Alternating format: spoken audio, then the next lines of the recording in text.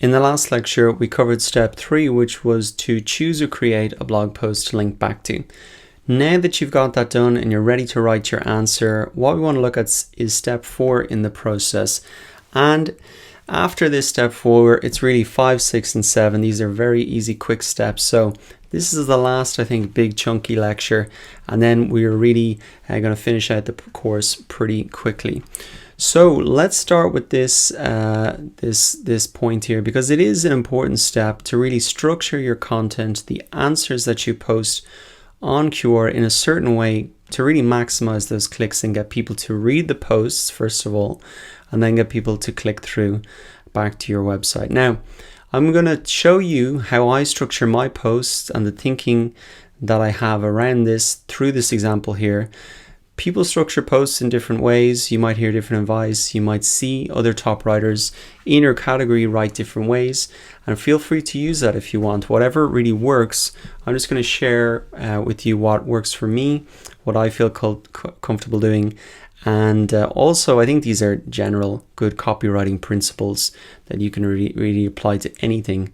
It could even be a blog post. So let's start at the start. Context. You really want to answer the question asked.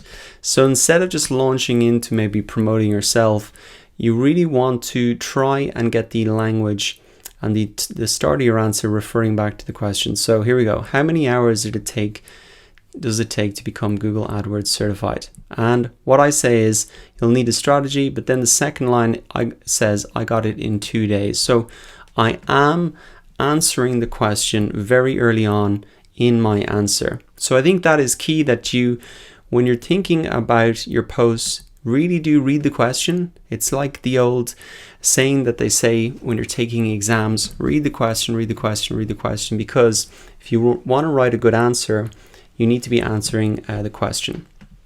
Second point now, the headline. Really, this is the same copywriting principle anywhere, on Twitter, on Facebook, on email marketing. You really need to write an engaging headline that is going to get people to read further. The whole point of a headline, or the first sentence in your post, is to get people to read the rest of the post. Same with a subject line in an email. The whole point of the subject line in an email is to get people to open it and then read the rest of the post. So put a little bit of thinking into this. You can see my example here is you'll need to have an exam strategy to get it done quickly. So they know they need a strategy, but I haven't told them what the strategy is, and that's why they have to read the post to really find that out. Now the next point is to add relevant images and videos into your Quora posts. So you can see here that I've added an image. Nobody else here in their answers have added an image. So this gives me an immediate advantage when people are scrolling through. And also if I have followers, when they look at essentially their news feeds, if they can see an eye-catching image like this, then there's much better chance that they're actually going to click through and read the post. Now, to create images, one tool I would recommend is canva.com. This is a free tool. You can sign in with Facebook or Quora or Google. I've already got an account, so I'm just going to sign in, and you can see that I've created a image here for my Quora post.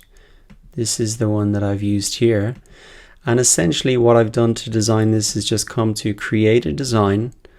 Then I've come down to blog title here to find a dimension that's going to work on Quora. And what they have got here is a load of templates that you can actually use straight away, or you can design one from scratch yourself, just using this canvas and the dimensions as a starting point. So for this answer here, I actually just created this myself. I searched for gear icon, and you can see I just dragged that in. Then you can add in some text. You can just drag that in, and essentially this is a really great tool for just making images, and it's perfect for really your questions on Quora. Now, moving on to the next point, make it personal. Yeah.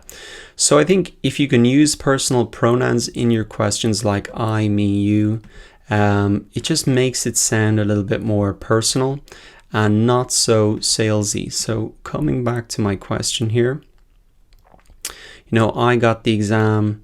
You'll need Here's 3 tips to cut down your study time. You need, not many people know. So I'm trying to keep it casual, kind of friendly, like it was a conversation.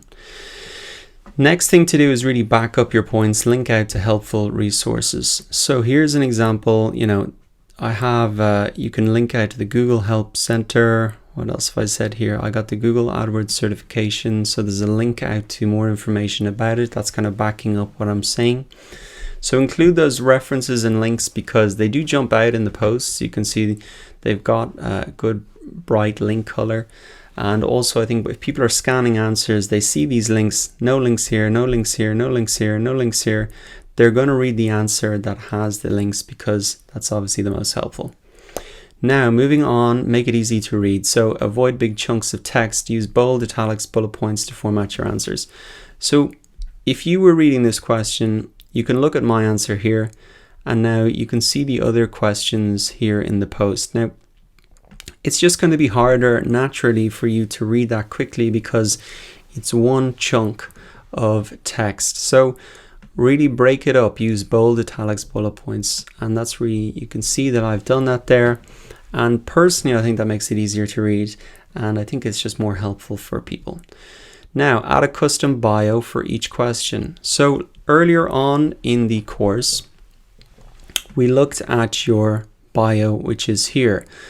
And we've set that up earlier. That will remain the same, but what you can actually do is add a custom bio when you answer each question. So you can see here that I've changed my bio to achieve the Google AdWords certification in 2 days. So if people are reading the answers, they can see who I am and why I'm really an authority on this topic. Now, if I look at let me show you how you edit this first. When you actually post the question, you will get the opportunity to add a custom bio.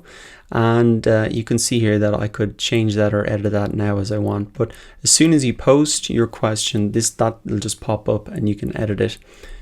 For this question, you can see I'm achieved the Google AdWords certification in 2 days. Let me show you my bio for some other posts that I've made. Here you can see I've just left it as my standard bio. Maybe it'd be good for me to make that more relevant. Here I've answered a question about startups. I worked at a failed startup. Moving further down, I had some questions here about a totally different topic, about this new product that I used in my experience. I was a first-time user, blown away by the results. So you can see that you can make this a little bit more personal, friendly, and show why you are a credible person to answer the question. Now, what not to do. You don't want to use the identical text to answer the same questions. So I've seen examples of, you find a question and someone will just paste the same answer 25 out of 33 times. What you can see that I've done here is using the rapid fire strategy. I found a lot of questions that were about marketing plans and they were similar. They all had similar answers. I could have just used the same answer again and again, but I didn't want to make it look like I was just spamming them. So what I've done is these are 2 or 3 very simple similar questions. But what I have done is tried to make it slightly different. So what you can see here is that essentially this is the exact same answer, but I've changed the first headline, linked it back to the question. So I always look out for these 5 key components. What are the key components? I've also changed the image using Canva, but essentially this is the same answer that I've put here. I would recommend these 5 steps. I have a different image. It's a slightly different answer, but it's the same essentially. But it looks different, and if people are looking through my profile or they're looking at a number of questions in that particular topic, it doesn't seem like I'm just spamming it and using identical text across multiple questions. So what I'd recommend is if you have a blog post with a number of images in it, try and pick 1 or 2 images or 3-4 images and use them across your different answers, so it doesn't just look like you're using identical answers. And also maybe change the headline, make it relevant to the question, and essentially that is the tip. So that's particularly relevant if you're using the rapid fire strategy and answering a lot of similar posts that are all going to link back to one blog post. That was step 4. I know there was a lot of information in there, but come back and look at this as a guide. And once again, find your own rhythm, find whatever works for you, and you're going to get fantastic results. Now, the 5th out of the 7 steps, this is a very quick one. Promote your Quora answers. This is where I also give the opportunity where I'm going to promote your answers to my email list. So stay tuned for the next lecture.